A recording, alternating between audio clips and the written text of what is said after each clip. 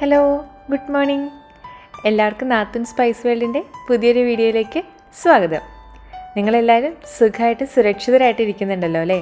ഞങ്ങളുടെ സുഖമായിട്ടിരിക്കുന്നു. അപ്പോൾ ഇന്നൊരു day in my life video ആയിട്ട് വന്നിരിക്കുന്നത് ഞാനാണ്. എൻ്റെ പേര് സ്നേഹ.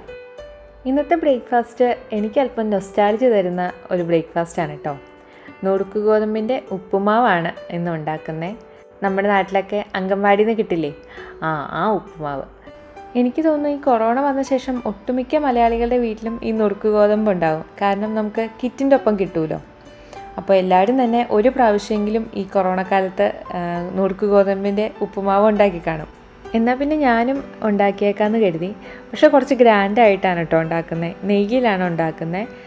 കാഷ്നട്ടൊക്കെ ചേർക്കുന്നുണ്ട്, ക്യാരറ്റ് ചേർക്കുന്നുണ്ട്, പിന്നെ കുറച്ച് അധികം സവാള ചേർക്കുന്നുണ്ട്. അപ്പോൾ ഇതൊക്കെ നന്നായിട്ട് വഴറ്റി കഴിഞ്ഞിട്ട് കഴുകി ഡ്രെയിൻ ചെയ്ത് വെച്ചിരിക്കുന്ന നുറുക്ക് ഗോതമ്പ് ഇതിലേക്ക് ചേർക്കുകയാണ് ചെയ്യുന്നത്. അപ്പോൾ ഈ നുറുക്ക് ഗോതമ്പിൻ്റെ ഉപ്പുമാവിനെക്കുറിച്ച് നൊസ്റ്റു ആണെന്ന് പറഞ്ഞല്ലോ. ഞാൻ അംഗൻവാടി പഠിക്കുന്ന സമയത്ത് ഇങ്ങനെ ഉപ്പുമാവൊന്നും കിട്ടുന്നുണ്ടായിരുന്നില്ല കേട്ടോ. അത് കഴിഞ്ഞ് എൻ്റെ അനിയത്തിമാരൊക്കെ പഠിച്ചുകൊണ്ടിരുന്ന സമയത്ത് അവർക്കും കിട്ടും. അതുപോലെ ഈ അംഗൻവാടിയുടെ പരിസരത്ത് ടീനേജേഴ്സിനും കൊടുക്കുന്നുണ്ടായിരുന്നു. അപ്പോൾ അങ്ങനെയാണ് എനിക്ക് ഉപ്പുമാവ് കിട്ടിക്കൊണ്ടിരുന്നത്. അന്നൊക്കെ ഇത് സ്ഥിരം കിട്ടുന്നതുകൊണ്ടാണെന്ന് തോന്നുന്നു അത്ര വലിയ പ്രിയം ഇതിനോടൊന്നും ഉണ്ടായിരുന്നില്ല കേട്ടോ. അപ്പോൾ ഇപ്പോൾ കുറേ നാളായല്ലോ ഉണ്ടാക്കിയിട്ട്. അതുകൊണ്ട് ഇന്ന് ആ ഒരു നൊസ്റ്റാൾജിയിലേക്ക് പോകാമെന്ന് കരുതി. ഈ നുറുക്ക് ഗോതമ്പിൻ്റെ ഉപ്പുമാവ് ഉണ്ടാക്കുമ്പോൾ കുറച്ച് നാരങ്ങനീര് ചേർക്കുന്നത് ടേസ്റ്റ് ഇരട്ടിയാക്കും കേട്ടോ. അപ്പോൾ ഞാനിപ്പോൾ രാവിലെ എന്നും വെള്ളം കുറച്ച് കൂടുതൽ ചൂടാക്കും. ഞാൻ അന്ന് പറഞ്ഞു ഓർക്കുന്നില്ലേ, ഫ്ലാസ്ക് വാങ്ങിച്ചെന്ന് ഈച്ചാന് ചൂടുവെള്ളം കുടിക്കാൻ. അപ്പോൾ അധികം വരുന്ന ചൂടുവെള്ളം ഞാൻ അതിലേക്ക് ഒഴിച്ചു വയ്ക്കും. അതുപോലെ ഉപ്പുമാവിൻ്റെ കോമ്പിനേഷനായിട്ട് കറികളൊന്നുമില്ല കേട്ടോ. പപ്പടം വറുത്തത് മാത്രമേ ഉള്ളൂ. അതുകൊണ്ട് ഞാൻ ഉപ്പുമാവിൽ കുറച്ച് വെള്ളം കൂടുതൽ ഒഴിച്ചിട്ടുണ്ട്. കാരണം ഒരുപാട് ഫ്ലഫി ആയിട്ടിരുന്ന പപ്പടം മാത്രമായിട്ട് കഴിക്കാൻ അത്ര രസം ഉണ്ടാവില്ലല്ലോ. ഈ നുറുക്ക് ഗോതമ്പിൻ്റെ ഉപ്പുമാവ് ഭയങ്കര ഹെൽത്തി ആയിട്ടുള്ളൊരു ഫുഡാണെന്നാണ് കേട്ടോ പറയുന്നത്. ചിലപ്പോൾ അതുകൊണ്ടായിരിക്കാം അംഗൻവാടിയിൽ റവയുടെ ഉപ്പുമാവ് കൊടുക്കാതെ ഈ നുറുക്ക് ഗോതമ്പിൻ്റെ ഉപ്പുമാവ് കൊടുക്കുന്നത്. അപ്പോൾ ഉപ്പുമാവ് എന്ത് വരുന്ന നേരം കൊണ്ട് ചായ റെഡിയായി കഴിഞ്ഞു കേട്ടോ. ഞങ്ങൾ പൊതുവെ മധുരമില്ലാത്ത ചായയാണ് കേട്ടോ കുടിക്കാറ്. ഈ കുക്കർ തുറക്കുമ്പോൾ ആ വിസിലൊന്ന് പൊക്കി നോക്കി പ്രഷറൊക്കെ പോയിട്ടുണ്ടോ എന്ന് ഉറപ്പ് വരുത്തണം കേട്ടോ. എല്ലാവർക്കൊക്കെ അത് അറിയാമായിരിക്കും, എന്നാലും ഒന്നുകൂടെ ഒന്ന് ഓർമ്മിപ്പിച്ചെന്ന് മാത്രമേ ഉള്ളൂ. അപ്പോൾ ഇനി ഞാൻ ഉപ്പുമാവ് അത്യാവശ്യം വെന്ത് വന്നിട്ടുണ്ട്. ഉപ്പ് ഇച്ചിരി കുറവായിരുന്നു, അതുകൊണ്ട് കുറച്ചുകൂടെയും അത് ആഡ് ചെയ്ത് കൊടുത്തിട്ടുണ്ട്. കൂടാതെ നമ്മുടെ തേങ്ങ ചിരണ്ടിയതും കൂടെ ചേർത്തു. അപ്പോൾ ഉപ്പുമാവ് റെഡി ആയിട്ടോ. ഇനി ഇത് ചൂടാറുന്നതിന് മുന്നേ കഴിക്കട്ടെ കേട്ടോ. ഒരു ഉപ്പുമാവും തണുത്ത് കഴിഞ്ഞാൽ അത്ര വലിയ ടേസ്റ്റ് ഇല്ല. ഗോതമ്പ് ഉപ്പുമാവ് തീരെ ടേസ്റ്റ് ഉണ്ടാവില്ല. അപ്പോൾ ചൂടോടെ തന്നെ വേണം ഇത് കഴിക്കാനായിട്ട്. പപ്പടമൊക്കെ കൂട്ടി കഴിക്കാൻ നല്ല ടേസ്റ്റാണ് കേട്ടോ. ഒരു നല്ല അച്ചാറും കൂടെ ഉണ്ടെങ്കിൽ അടിപൊളിയാണ്.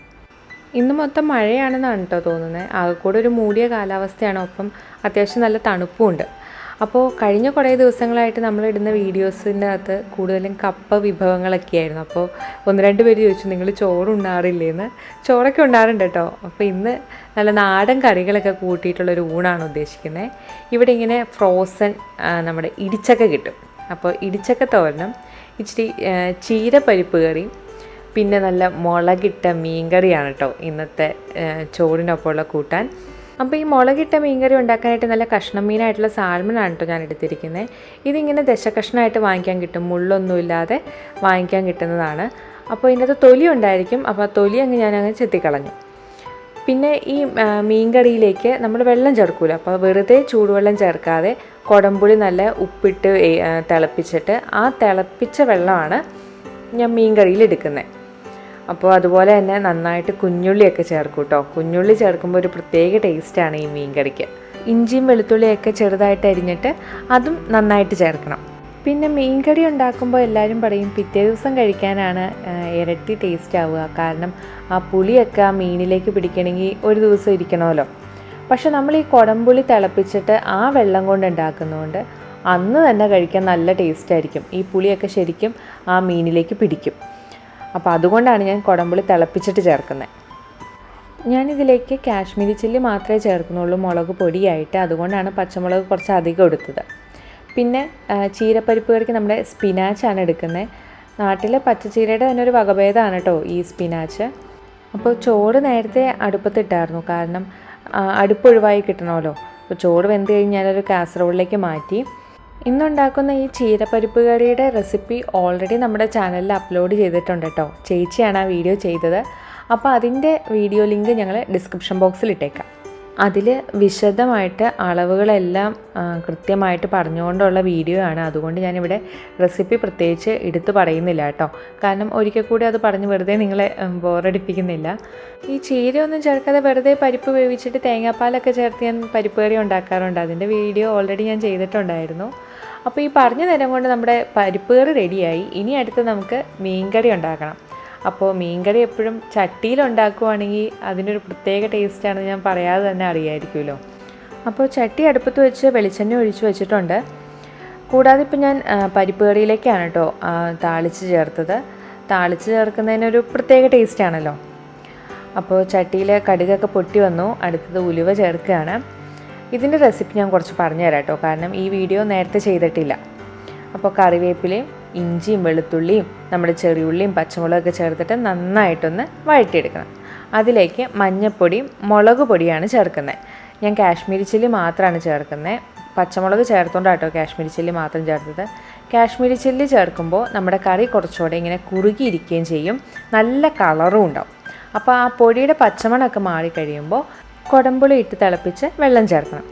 ഇനി ചട്ടി ഒന്ന് മൂടി വെച്ച് ഇതൊന്ന് നന്നായിട്ട് തിളച്ച ശേഷം നമ്മൾ അതിൻ്റെ അകത്തേക്ക് മീൻ കഷ്ണം ചേർക്കുകയാണ് ചെയ്യുന്നത്.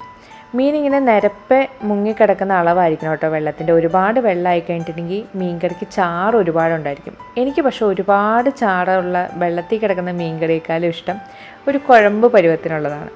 അപ്പോൾ സമയം കളയാതെ മീൻ വെന്ത് വരുന്ന നേരം കൊണ്ട് ഇടിച്ചക്കത്തോരൻ ഉണ്ടാക്കാമെന്ന് കരുതുക കേട്ടോ. ഈ ഇടിച്ചക്ക ഉപ്പും മഞ്ഞപ്പൊടിയൊക്കെ ഇട്ട് വേവിച്ചിട്ടാണ് കേട്ടോ ഫ്രോസൺ ചെയ്ത് കിട്ടുന്നത്. അതുകൊണ്ട് പ്രത്യേകം ഞാൻ വേവിച്ചിട്ടില്ല. പിന്നെ ഇതിലേക്ക് നമ്മൾ തേങ്ങയുടെ ഒരു അരപ്പെന്ന് പറയാൻ പറ്റില്ല, ഒന്ന് നമ്മൾ മിക്സിയിലൊന്ന് ഒതുക്കി എടുക്കുന്നുണ്ട്. തേങ്ങയും വെളുത്തുള്ളിയും പച്ചമുളകും ചെറിയുള്ളിയും കൂടെ കൂടിയിട്ട് ഒന്ന് പൾസ് ചെയ്തെടുക്കുന്നതും കൂടെ ആണ് ഇതിലേക്ക് ചേർക്കുന്നത്. വെറുതെ തേങ്ങയല്ല ചേർക്കുന്നത്. പിന്നെ കടുക് പൊട്ടിക്കുന്നതിൻ്റെ ഒപ്പം ഉഴുന്ന് ചേർക്കുന്നത് അടിപൊളി ടേസ്റ്റ് തരും കേട്ടോ. ഇടയ്ക്കിടയ്ക്ക് ഇങ്ങനെ നമുക്ക് ക്രഞ്ച് പോലെ കടിക്കാൻ കിട്ടുമല്ലോ. അപ്പോൾ ഞാൻ ഈ വേവിച്ച് വെച്ചിരിക്കുന്ന ഇടിച്ചക്ക ഇതിലേക്ക് ചേർക്കുവാണ് കേട്ടോ. നാട്ടിലൊക്കെ ആണെങ്കിൽ നമ്മൾ ഇടിച്ചക്ക എടുത്തിട്ട് ഉപ്പും മഞ്ഞൾപ്പൊടി ഇട്ട് കുക്കറിലൊന്ന് വേവിച്ചെടുക്കും. എന്നിട്ട് അതൊന്ന് ചതച്ചെടുക്കുകയോ മിക്സിയിലൊന്ന് പൾസ് ചെയ്യുകയോ ചെയ്തിട്ടാണ് കേട്ടോ തോരൻ വയ്ക്കുന്നത്. അപ്പോൾ ഞാൻ പരിപ്പ് കറി വേറൊരു പാത്രത്തിലേക്ക് മാറ്റി വയ്ക്കുകയാണ് കേട്ടോ. കാരണം എനിക്ക് ആ കുക്കർ അങ്ങ് കഴുകി വെച്ചേക്കാമല്ലോ. അപ്പോൾ ഇടയ്ക്കിടയ്ക്ക് നമ്മൾ ചട്ടി ഒന്ന് തുറന്നു നോക്കിയിട്ട് മീൻ എന്തോന്ന് ഉറപ്പ് വരുത്തണം. ഒന്ന് ചുറ്റിച്ചു കൊടുക്കണം കേട്ടോ, അടി പിടിക്കാതിരിക്കാനായിട്ട്. അല്ലാതെ നമ്മൾ സ്പൂണിട്ട് ഇളക്കുകയൊന്നും ചെയ്തേക്കരുത്, മീൻ പൊടിഞ്ഞു പോകും. അങ്ങനെ ചെയ്തിട്ടുണ്ടെങ്കിൽ ഒന്ന് ചുറ്റിച്ചു കൊടുക്കാൻ മാത്രമേ പാടുള്ളൂ. അപ്പോൾ ഈ ഇടിച്ചക്ക ഫ്രോസൺ ചെയ്ത് വരുന്നതുകൊണ്ട് തന്നെ അത്യാവശ്യം നന്നായിട്ട് അതിൻ്റെ അകത്ത് വെള്ളത്തിൻ്റെ അളവുണ്ടായിരിക്കും. അപ്പോൾ അതൊന്ന് വറ്റിയിട്ട് നല്ല ഡ്രൈ ആയിട്ട് കിട്ടണം. ഡ്രൈ ആയി കഴിയുമ്പോൾ അതിലേക്ക് നമ്മൾ ആദ്യം ഒന്ന് മിക്സിയിൽ പൾസ് ചെയ്തെടുത്തെന്ന് പറഞ്ഞില്ലേ, ആ തേങ്ങ ഒതുക്കിയതും കൂടെ ഇതിൻ്റെ അകത്തേക്ക് ചേർത്ത് കൊടുക്കണം. എന്നിട്ട് ഇത് നന്നായിട്ട് മിക്സ് ചെയ്ത് കഴിഞ്ഞാൽ ഇടിച്ചക്ക തോരനായി കഴിഞ്ഞു. എന്ത് എളുപ്പമല്ലേ. എനിക്ക് തോന്നുന്നു നാട്ടിലൊക്കെ ചക്കയുടെ സീസണായി കഴിഞ്ഞാൽ ചക്കയുടെ എല്ലാ വിഭവങ്ങളും ഉണ്ടാക്കാറുണ്ട്. അതുപോലെ തന്നെ ഉണ്ടാക്കുന്നൊരു വിഭവമാണ് ഈ ഇടിച്ചക്ക തോരൻ എന്ന് പറയുന്നത്. ഈ കഴിഞ്ഞ കൊറോണ കാലത്ത് നമ്മൾ മലയാളികളെ പട്ടിണിയിൽ നിന്ന് രക്ഷിച്ച് നമ്മുടെ പ്ലാവും ചക്കയും ചക്ക വിഭവങ്ങളൊക്കെ തന്നെയായിരുന്നു അല്ലേ. അങ്ങനെ ഇപ്പോൾ ഇടിച്ചക്ക തോരൻ റെഡിയായി, മീൻകറിയും റെഡിയായി കഴിഞ്ഞു കേട്ടോ. അപ്പോൾ സമയം 1:15, ഊണിനുള്ള സമയമായി. നല്ല നാടൻ കറികളൊക്കെ കൂട്ടി ഒരു ഊണാണ് ഇന്നത്തെ. അപ്പോൾ ചോറും ഇടിച്ചക്ക തോരനും നല്ല മുളകിട്ട മീൻകറിയും ചീരപ്പരിപ്പ് കറിയൊക്കെ ആയിട്ട് ഇന്നൊരു പിടി പിടിക്കാൻ പോവാണ് കേട്ടോ. കുറച്ച് ദിവസമായില്ലേ ഇങ്ങനത്തെ നാടൻ വിഭവങ്ങളായിട്ടുള്ളൊരു ഊണൊക്കെ ആയിട്ട് വന്നിട്ട്.